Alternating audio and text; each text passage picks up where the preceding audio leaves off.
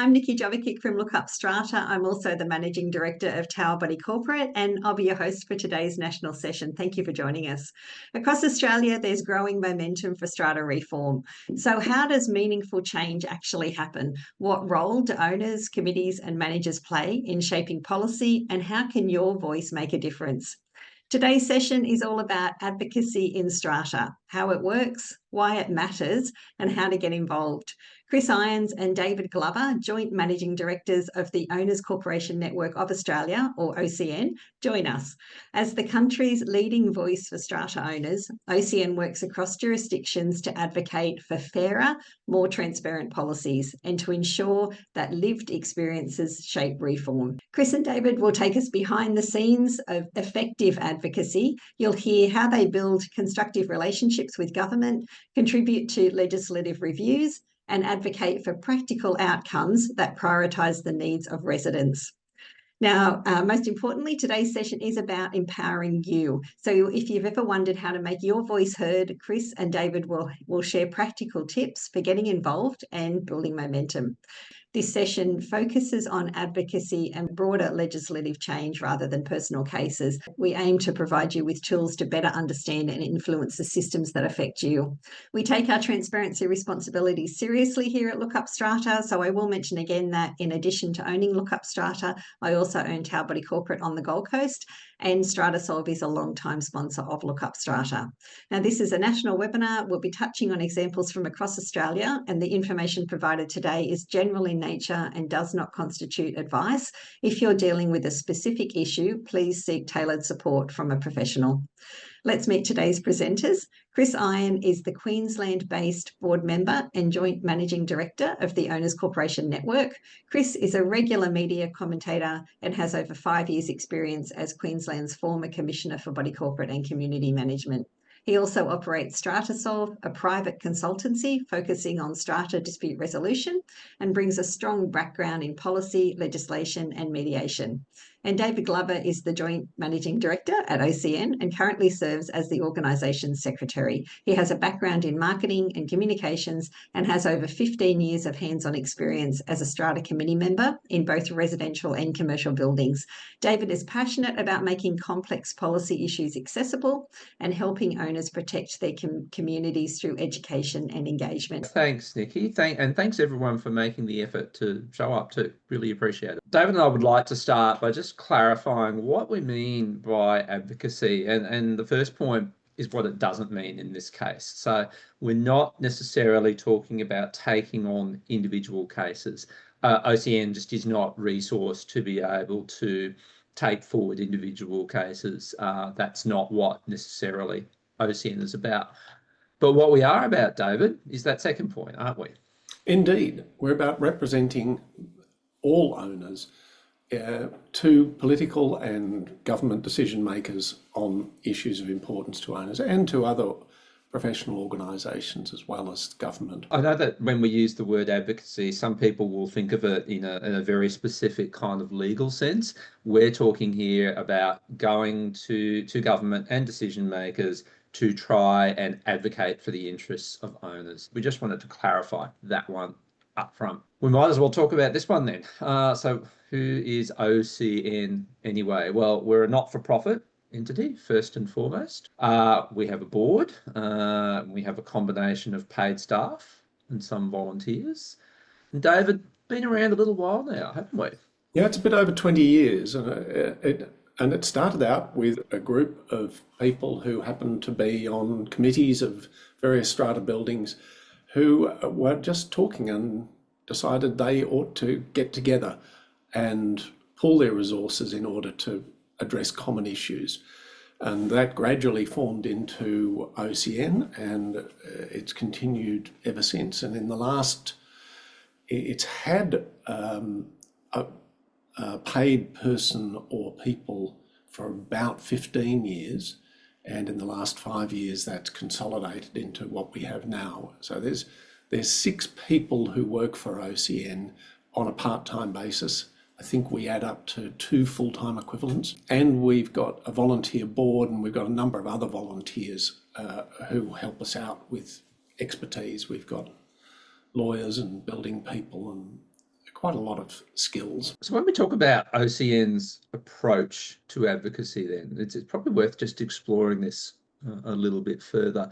Here are some of the words that we sort of use really strongly at OCN when we talk about how we do advocacy.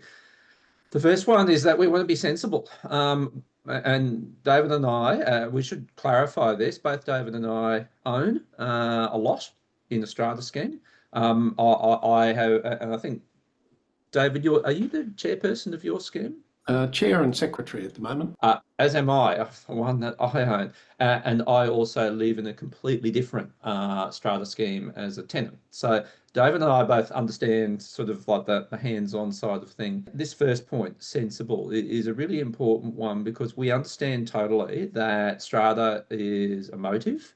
And there's a lot of passion involved in it.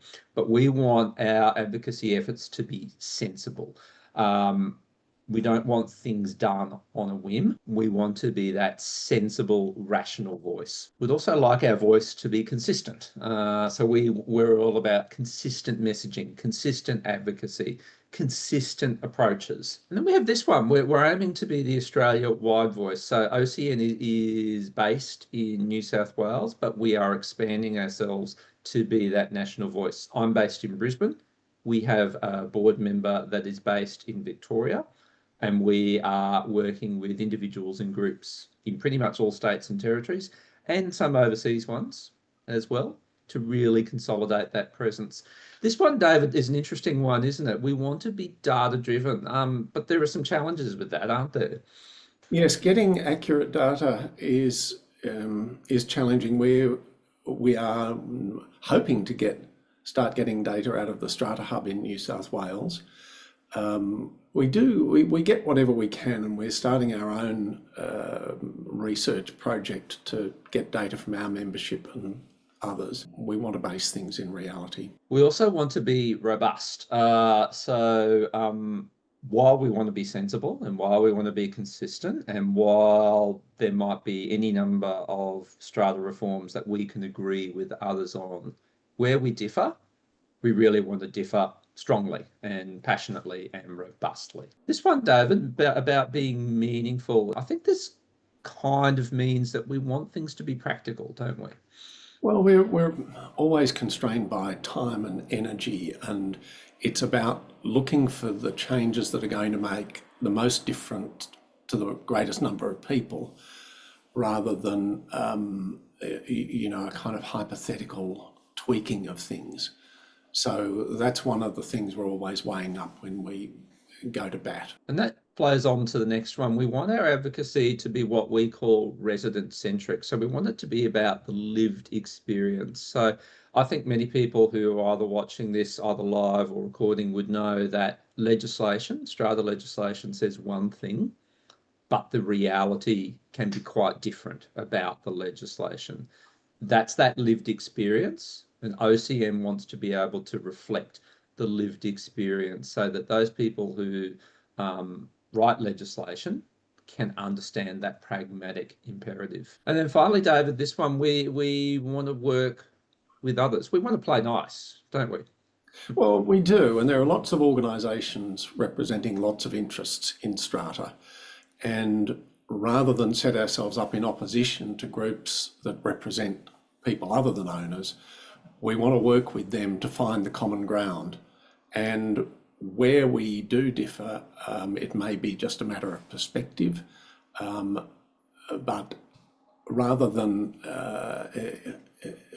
be fighting with people, if we can find that common ground and agree and work to broaden the common ground, I think that's more effective. This webinar is a prime example of collaboration with another entity. We're working with somebody else in the strata sector to deliver a message that is relevant for a whole lot of people. And that's another example of our collaborative effort. Just briefly then, we're going to talk a little bit about where we've been advocating of late and what we've been up to. David, I know you've been really heavily involved in what's been happening in New South Wales. Yes, in New South Wales, there's a strata roundtable which is run by New South Wales Fair Trading, And we sit there with representatives of strata managers, of strata lawyers, of tenancy groups, various other organisations like that, and give feedback to fair trading. They ask for our feedback. They run ideas about legislation and regulations past us. And we will put things on the agenda that we think need to be discussed. We also make specific submissions on proposed legislation, both written submissions that are formal, legalistic ones. We also give evidence. I've given evidence twice this year in the New South Wales Upper House, where they're doing inquiries into the Design and Building Practitioners Act, into the fire regulations, and the other one is the Strata Schemes Management Act, the main act that governs strata in New South Wales. We will also have one-on-one meetings with members of Parliament to clarify things, because an awful lot of members have an awful lot of strata owners, and they want to understand what's going on. And we've found them very receptive to that, and we really try and reflect the broad owner perspective. So I think a lot of changes have come through that we're very happy about in terms of both the legislation and the resourcing of fair trading. So we won't claim credit for everything, but I think we're pushing in that direction, and we're getting the direction we want. Definitely, David. I'll talk to the Queensland bit. So in Queensland, OCN's represented on what's called the Community Titles Legislation Working Group. So that's a group that's convened under the Attorney General's portfolio in Queensland, and as the name suggests, it's about reforms to Queensland strata legislation, and we're very much involved in that process. We've also been involved in the more recent process around reforms to the property law legislation in Queensland, and that's in relation to the seller disclosure regime and the introduction of the body corporate certificate. Several people watching this would probably be aware there's been a lot of commentary about those things in Queensland, and we certainly have been contributing to that process as well. Like David, I've been appearing at a couple of inquiries as well. There was the Senate inquiry last year about electric vehicles, where I represented OCN to talk about the very specific issues as they relate to strata as well. I'll briefly speak to Victoria because there's actually a lot happening in Victoria, and I want to acknowledge at this point our Victorian board member Jeanette Corcoran, who's doing a power of work down there. In Victoria, there's a review of the legislation at the moment. That review is meant to be reporting back by the end of the year. OCN has made submissions there, and we had a couple of consultations with the review panel, which have been very productive. We're looking forward to seeing how that all pans out. Jeanette continues to represent OCN on a couple of other consultative forums in Victoria, including one to do with insurance, and also doing a lot of work with local council, and particularly the City of Melbourne, around issues to do with strata there. We're also on a couple of consultative forums. So in Queensland, we're part of the Commissioner's Office Consultative Forum. We're also being consulted, or have been consulted by the Department of Housing in relation to the application of the Domestic Building Insurance Scheme in Queensland. And there are other consultative forums that we're involved with in other locations. And probably just very briefly touch upon this one. There's a bit happening in strata and a few other places around Australia. In the ACT in particular, there's parliamentary inquiry into strata, which is due to report very soon. I understand in Tasmania, there's been, I believe, a public commitment by the government there to look at strata legislation. And similarly in a few other jurisdictions as well. And the OCN is aiming to be as involved in those as we can. When it comes to advocacy, we have challenges like every other group, and here are some of them. The first one is about technology. This is an interesting one, isn't it, David? Because AI does a lot, in a lot of ways. And I know a lot of people are starting to look at AI to assist them on strata issues. It's a double-edged sword, though, isn't it? I think there's a lot of people misusing AI Yeah. at the moment, and it's tricky to constrain it because you need to know enough in order to give the right prompts to AI to get the right outcome. We are talking to a couple of technology companies that are developing kind of strata-specific AI tools to kind of watch this space. We haven't landed on anything that we think is perfect yet, but there's certainly a lot of work going on. I've heard it said by a few people in strata that one day strata professionals will be out of a job because AI will replace it all. I'm not sure that that's the case. I'll share this brief anecdote with people. I had a colleague contact me not that long ago and said, "Oh, have you heard of these case references?" And they presented to me different Commissioner's Office case references in Queensland. And I said, "No, I haven't heard of those." And so then I went looking for them online, couldn't find them. And then I looked at the case references just a tad more closely and noticed that in Queensland, when they publish a case, they cite the name of the building and then it's what's called its CTS number, so the distinguishing number for that building. And I realised that the numbers went 1, 2, 3, 4, 5, 6, 7, 8, 9, 0. And I went, okay, AI has just simply made up cases that do not exist. Unfortunately, that's the reality. When AI does not have an answer, it can make up an answer. You need to be careful. There's competition for advocacy. So there's competition amongst owner groups, but there's competition amongst groups generally. And everybody is competing for the ability to be heard, if I could put it that way. And then another sort of challenge is getting and staying connected. So it's about finding the door to open, isn't it, David? And then continuing to have that door propped open into the future. Yeah, and it's about giving people a reason to keep talking to us. So that goes back to us working to be constructive, because if we just bang on about what we want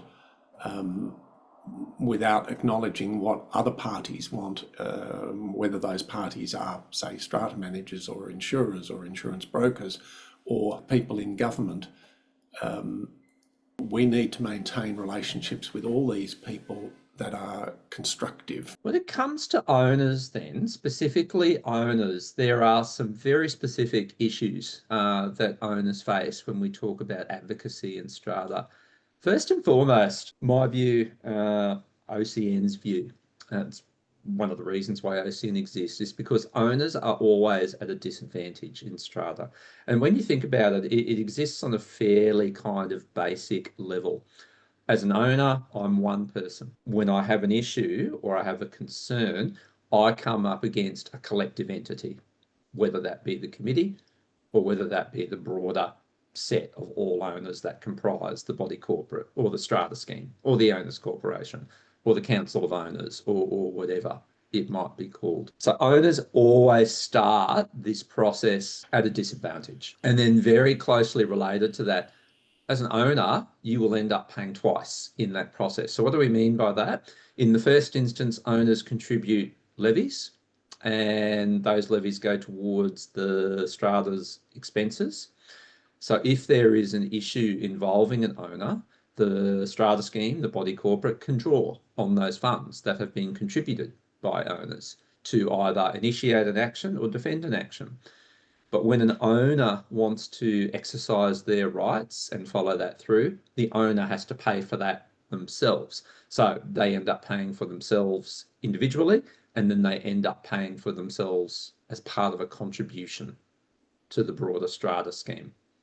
That's a fairly obvious and a very disadvantageous reality. One of the other issues that owners are facing at the moment, I think, is that around the country, there isn't necessarily a dedicated set of strata-specific resources. So in Queensland, we're very fortunate to have the Commissioner's Office.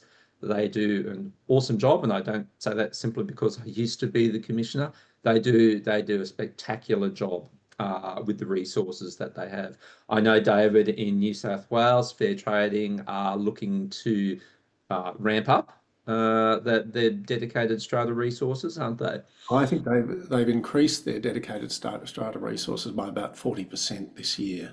And so they've now got teams focused on enforcement who are actively going out and just cold calling strata managers and lobbing in and saying, good morning, show us your books. And they're issuing on-the-spot penalties where appropriate. That is a big change. But in other jurisdictions, that's not the case. So there's no strata commissioner that you can contact in Victoria, for example. There's no 1-800 number like there is in Queensland, where if you live in Western Australia or Tasmania, that you ring to get strata information from a government agency. And there certainly isn't a strata-specific dispute resolution jurisdiction in other states and territories either. And that is something that OCN thinks needs to change and needs to be a priority. And then we have some very specific policy issues, and we're not going to rattle off every single one of those now, but some of the key ones that OCN's pursuing at the moment are in relation to what we call conflicted remuneration. Some people would think of that as insurance commissions. Looking at the impacts of short-term letting in strata schemes. And probably one of the other big policy issues are at the moment in relation to regulation of strata managers. We think that there is a real need for there to be a strong benchmark of standards, performance and conduct for strata managers across all jurisdictions. Have I missed anything there, David? The hot one in New South Wales is the planned mandated committee training, which is scheduled to come into effect next year. And that's been a point of contention where it's a kind of conflict between people who say, well, yes, you ought to know what you're doing if you're taking responsibility for a multi-million-dollar asset. And on the other side, it's we have enough trouble getting people to volunteer. Why make it harder? At OCN, we are certainly in favour of it, but we are very conscious of the training needs to be concise and practical and valuable to the people undertaking the training, so that when they've completed it, they go, well, that was a really valuable hour or 2 hours or half day that I've spent. So we've been very active dialogue with Fair Trading about what we think that should look like. And I think they've been listening to us, because everyone in OCN is on a committee, has been on a committee, is a resident. So we have personal experience of what can go wrong on committees and what needs to go right for a committee to be effective. So we are very positive about that. Moving ahead, looking forward, and by the future in this one, we probably mean whether it be the next 12 months or the next couple of years. Here's where we see the future for OCN's advocacy efforts. First up is this one that we call the hearing test, and I want to acknowledge our Victorian-based board director, Jeanette Corcoran, who came up with this concept, and I think it's a really good one. Different states and territories have different levels of engagement. In some states and territories, some people are listening a lot more than others. Some governments are listening more than others. Some ministers are listening more than others. So where we've got differing levels of engagement and listening, we have to apply our hearing test. Does that mean that in some states where the engagement and the listening about strata isn't great, does that mean we shout louder? Does that mean we talk slower? How do we approach that particular hearing test? How do we get a good level on how much we're being heard, and then how much we need to change our dialogue to suit that situation? This next one's a key one, isn't it, David? While we want to be robust, we don't want to poke the bear necessarily, do we? We have to recognise the political realities as well as everything else, and there is no point in advocating for something to a legislator or a bureaucrat that they simply cannot do for political reasons. We need to be more strategic, take a longer term view and shift views. So, yeah, bashing away and just saying you're wrong, is not a way forward to our view. Others disagree, and like there's a place for different approaches. I know a lot of people use this word agile these days, and I guess we use it in the context that we just want to be responsive to changes. And I think David's alluded to this. We might be working on our advocacy agenda and then be notified that in 2 days' time, there's going to be a new bill introduced to Parliament. And what do we think about the particular changes? We need to be able to respond to that, because sometimes things will happen really unexpectedly in strata, as both of us well know, David, in this context. And then we also want to be strategic and get our timing right. So we just want to make sure that we're involved in the right way and at the right time. Sometimes being strategic means that we say no, that we can't take on everything, that we cannot be all things to all people. Sometimes that's what being strategic actually means. And very similarly, we need to recognise that one size does not fit all. Some people might think, well, the obvious thing to do for strata reform is to completely review the legislation in every state and territory. And that might not necessarily be the go in every state and territory. Some places, yes, not necessarily all. It might just be some refinements. David, this one, we talked a bit about being robust where it matters, but this in particular, this next point, is something that we're really taking forward as OCN into the future. The key harmful practice that runs throughout strata, it happens in committees, it happens with strata managers, it happens with building managers, is conflicted remuneration and flat out corruption. And we are 100% opposed to any of that.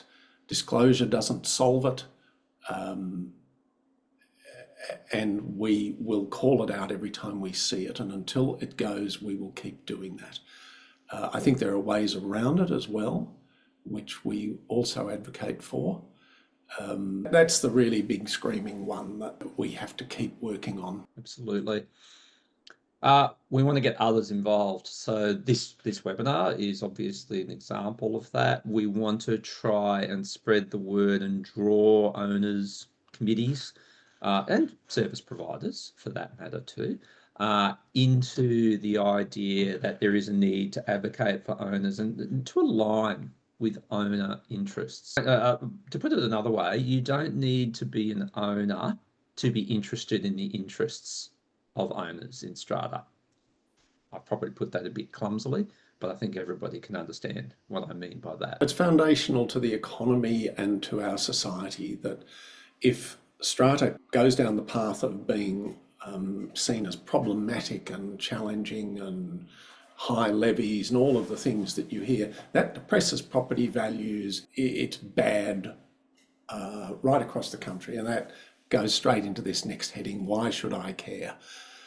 Because these are our homes, these are our major investments, these are where people are going to have to live. And you can't just say, oh no, well, let's go for single houses on single blocks. We do not have the space or the infrastructure. So strata is the mechanism we have for shared buildings. And as Kathy Sherry said at a seminar I was at a couple of weeks ago, it's not perfect, but it's the least bad solution that's been found as a way of living in multi-resident buildings. And you're absolutely right, David. And I guess on this slide, I'd preface it by saying it's up to every owner to determine how much they can care. Everybody's got other commitments, and this is another disadvantage for owners. Owners have their own lives. Owners have jobs. So strata becomes a part-time, and in some cases, for some people, a full-time responsibility. So everybody has to determine how much they can possibly care about it. But here's why we think you should care. First and foremost, because no one else is going to do it for you, unfortunately. While there are sort of in New South Wales in particular, we are seeing moves afoot to turn the focus to a more compliance-based approach to strata regulation. That's the exception. That's very much the exception. We're not seeing that elsewhere. So no one is going to pick up your situation run with it and make it happen for you. You need to do it yourself. And then this one, unless somebody takes the step, unless somebody shows the initiative, the situation is unchanged. Not happy about something at your strata scheme? Well, unless you do something about it, unless you initiate something, it's going to stay as is, more than likely. And this is one that OCN's been trying to really push, getting government convinced that strata is worth the effort. And David, you just alluded to that point, didn't you? That's something that OCN's been really strong about. It's getting easier too, because when we set up an appointment with a member of parliament, all of them are saying, you know, we get phone calls in the electorate office every week from someone with a strata problem. I was talking to one in Sydney, member of parliament, who was saying 60% of the residents in her electorate are in strata, including her. So it's very much becoming a much more top of mind topic for lots of MPs, and they're keen to get information because it's sort of appeared on their radar and they may or may not know anything about it. Keen to understand, yeah. You've already indicated this one. You should care because strata is the future, whether as an owner or whether as a tenant. Strata will be pretty much the only option for a lot of Australians into the future. But at the end of the day, regardless of where you're watching this from, which state, which territory, what your interest is, one thing is common to all owners and all owner-aligned interests in strata. You have an asset, you've spent an awful lot of money to be part of strata, to be part of a body corporate, to be part of an owner's corporation. You want that asset protected. You want your strata investment safeguarded into the future. And the optimal way that you do that is by being engaged and caring about it. Which then leads to this one, the plug for OCN to finish off. One thing I'll say for everyone here, there's a lot of resources on our website that are freely available to anyone. And I noticed one question that went through about languages. We've got a whole lot of kind of fundamental strata information in New South Wales that has been done in a whole range of community languages. That was done with the support of the New South Wales government and the City of Sydney. And so that's available to everyone. You don't have to join, you don't have to sign up. You can just go to our website. Now, if you do join OCN, one, your membership fees support both our advocacy work, but they also support the services we provide to members, which includes things like bylaw templates that you can get for a reduced price. And it includes our forum where you can put specific questions and get specific answers from other owners, from we have quite a few professionals and some of our own sponsors who are in there. So that's the membership pitch, but yeah, we'd obviously like everyone to join, and we try and hold our membership fees at a point where it's not a great burden, but we can aggregate that and turn that into useful resources and advocacy. The bottom line equation to all of this, more members enables us, first of all, to add to our resources, which enables us to be more involved in advocacy, but more members also enables us to go to government and say, we are the truly representative voice. And that is something that we think that government would take on board. That sort of leads into a question that came through in the chat from George about how do you join the New South Wales Fair Trading Consultative Group. You get invited, George, and we were invited as the owners' representatives because we've spent 2 decades building that credibility. So we're there alongside peak industry groups representing strata managers, tenants, financial people, the Australian College of Strata Lawyers. They're the sorts of people we're there with. So we're giving the Strata Commissioner a perspective across the whole strata sector. And if you would like your voice there, that can happen through OCN because we respond to what our members want. which leads us to questions, Nikki. Thanks, Chris. Thanks, David. Fantastic presentation. I might just, there's a couple that just came in right at the end. Can a body corporate sponsor membership of OCN? So I guess that means, can a body corporate or owners corporation take out a membership with OCN? Yes, they can. Yes, in a word. And we've got quite a number of fairly large buildings in New South Wales, don't we, David, as members? We do. We've got individual memberships, small scheme memberships, and large scheme memberships. You can't be a member of OCN without either being a strata scheme or a strata owner. So that is what defines our membership. We have commercial supporters who pay us to have their logos on things, but they don't get a vote. They're not members of the organisation, and the members do get a vote. We have an AGM, so members can vote on where we put our emphasis. They vote on who's going to be on the board, that sort of thing. So yeah, we love to have buildings join. You can go to our website and that's got all the details. Excellent, thank you. And we've just been asked, how many members do you have? That's a question that I always forget the answer to. I think we've got about, I think last time it's 3,000 individual and scheme memberships. So a scheme only counts as one in that. And we don't actually know, and we should know, how many individuals are behind those scheme memberships. It could actually be a lot more than that 3,000 when you put it that way. It would be a lot more, and we have many more than that who subscribe to our website, so they get our regular newsletters. So that's about 3 times that number. The first one is a national question. With so much change happening in strata, from AI and tech to reforms in insurance and building standards, what are the big advocacy battles you see on the horizon? Where should owners be focusing their energy next? I personally always take the view that that strata is about business-like relationships and business-like transactions.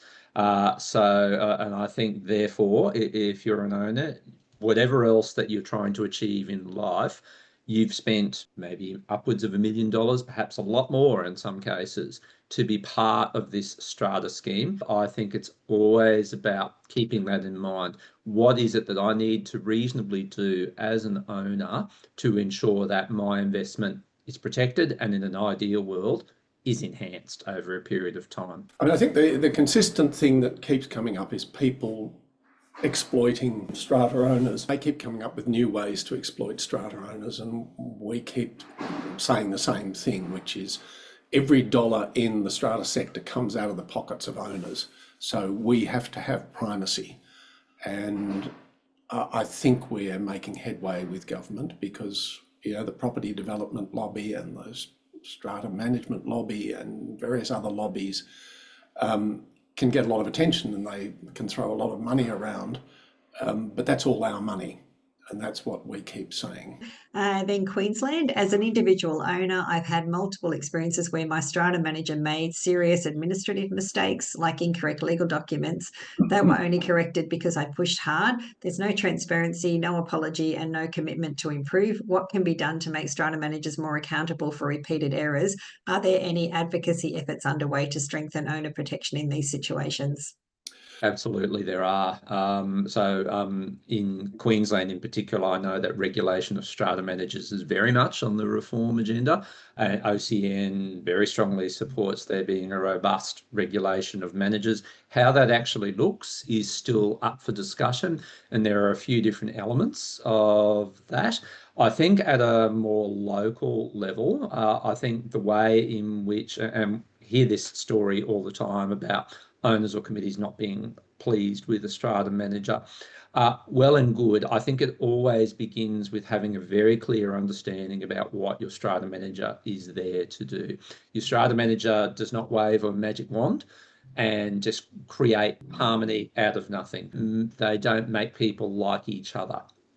And neither are they the strata police. That's not a strata manager's job. So it always begins with having a very clear understanding about what your manager does and what they are contracted to do. And your best bet is to always engage with your strata manager to work through any issues. If something bad had happened, as was outlined in the question, Nikki, address it with them. What happened here? Why did this not go according to plan? You work your way through that process, and then at the end of the day, if you find that you cannot maintain that relationship, if absolutely all trust is broken, then you need to think about your alternatives. Look at what they've signed up for, what you've asked them to do, and if they're not performing, just find someone else. In New South Wales, you can go to Fair Trading. Fair Trading has a very responsive phone number and a website where you can lodge complaints against strata managers. But if you're having problems, there's a lot of competition, there's a lot of good strata managers out there, but do not shop on price. In particular, do not shop on headline price, because there's a lot of deceptive practices where people will dangle what appears to be a very good deal. The Victorian government has just launched a short consultation on owners corporation reforms. Will OCN be making a submission, and do you think this is the moment to finally see action on banning insurance commissions? If so, what sort of timeline would realistically apply for legislative change? It is a very short period. I will agree on that. I think it was announced on one day, and then OCN were sitting in front of the review panel, I think within a couple of weeks of that, talking at length and in detail about our submission and what we think should happen. So yes, very much involved in it. We've had some follow-up with that review panel. The review panel is due, I think, to report to government by the end of the year. Do I think this is where something will be done in relation to insurance commissions?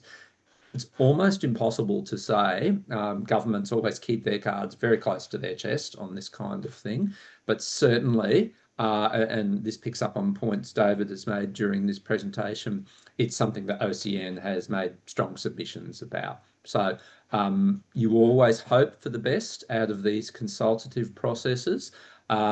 Let's see where we get to, but we're definitely part of it. We've got one national question. Many owners are frustrated by the lack of consequences when strata managers or committees fail to comply with legislation. Is there any coordinated advocacy happening to improve regulatory enforcement or introduce penalties that actually deter repeat non-compliance?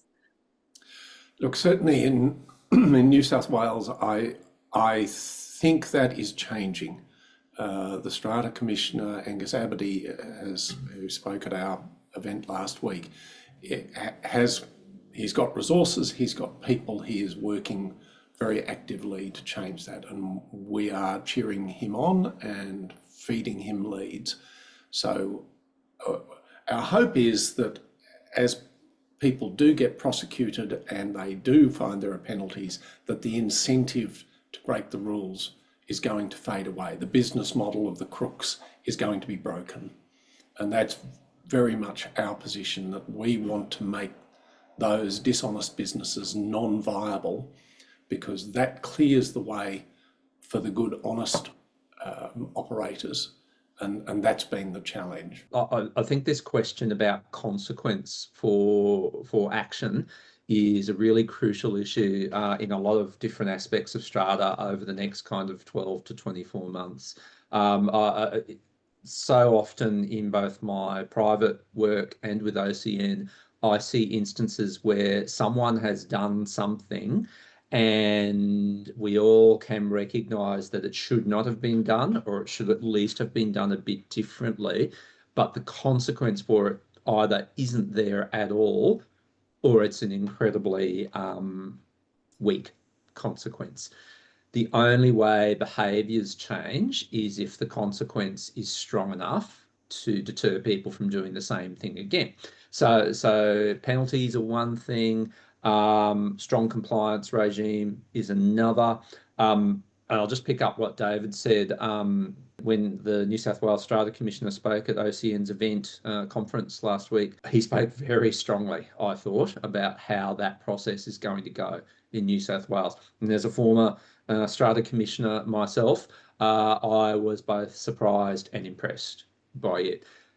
OCN thinks that might be the way forward for pretty much all states and territories. Yes, that's our hope, that it is effective in New South Wales and the other states go, okay, well, there's a model to follow. And that leads us on to the next question, which is came in from a Victorian owner, but obviously has national consequences. We often hear that strata law varies significantly from state to state, and advocacy becomes stuck in local silos. Is there value in a national conversation about baseline protections for owners across all jurisdictions, and could OCN play a role in driving that? I think we certainly do play a role in driving that. Because we're now a national organisation, I know Chris has learned quite a lot about Victorian and New South Wales law in the last couple of years.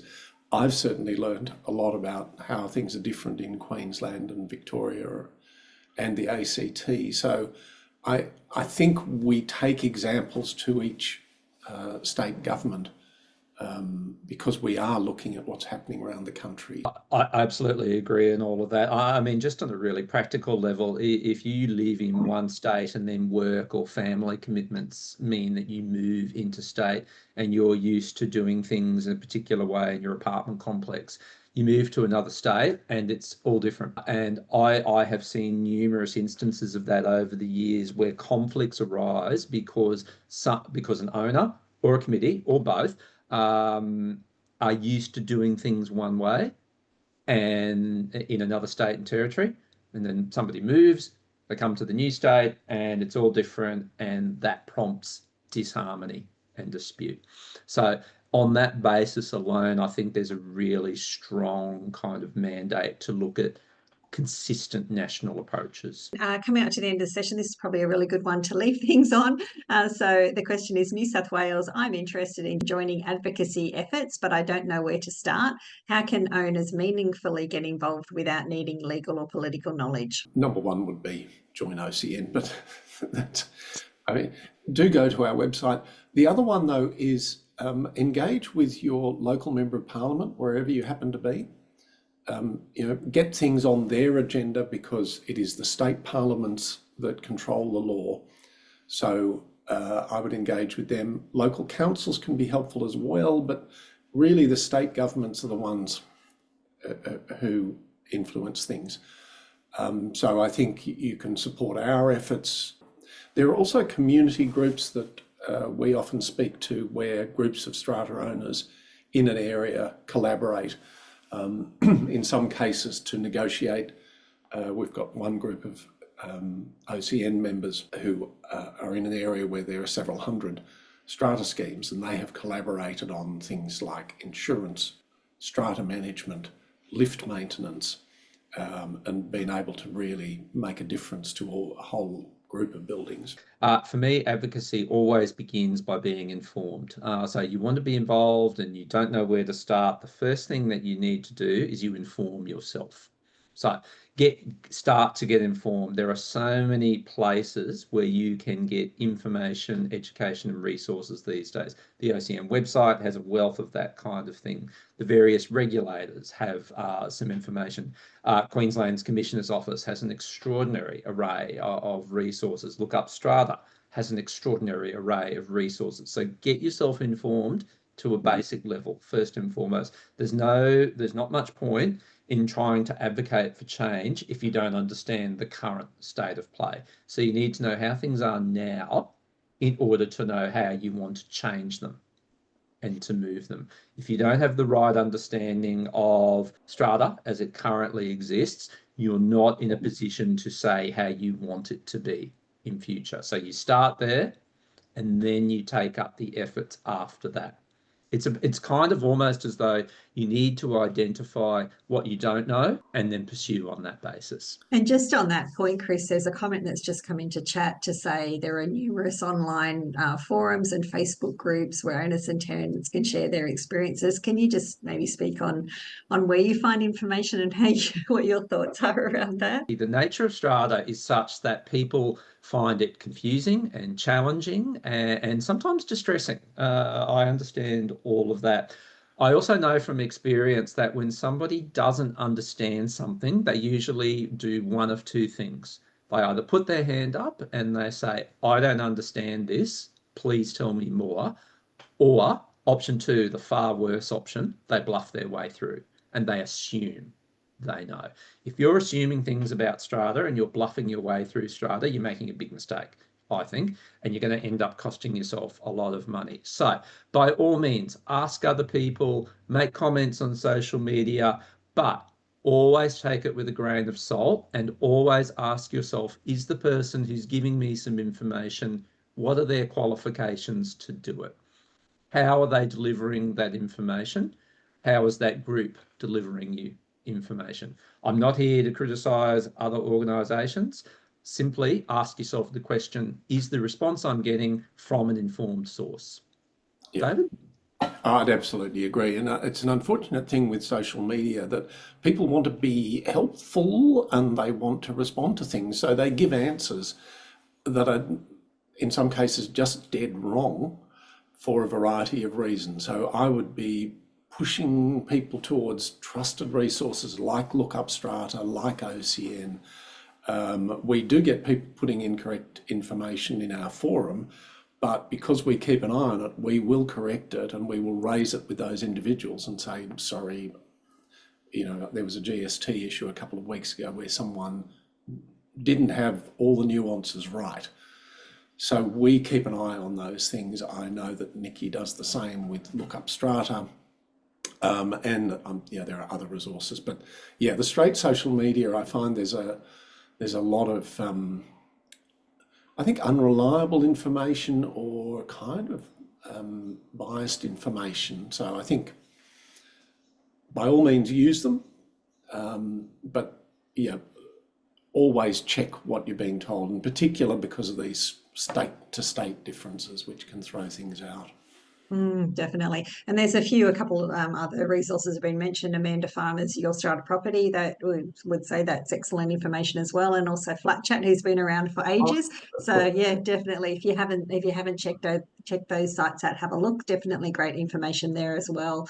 Okay, we've come up to the end of the session. We always like to check back in with our presenters. They can leave us with some final thoughts. So David, I've got you on the screen at the moment. What would you like to leave us with? Don't despair if you're having a problem.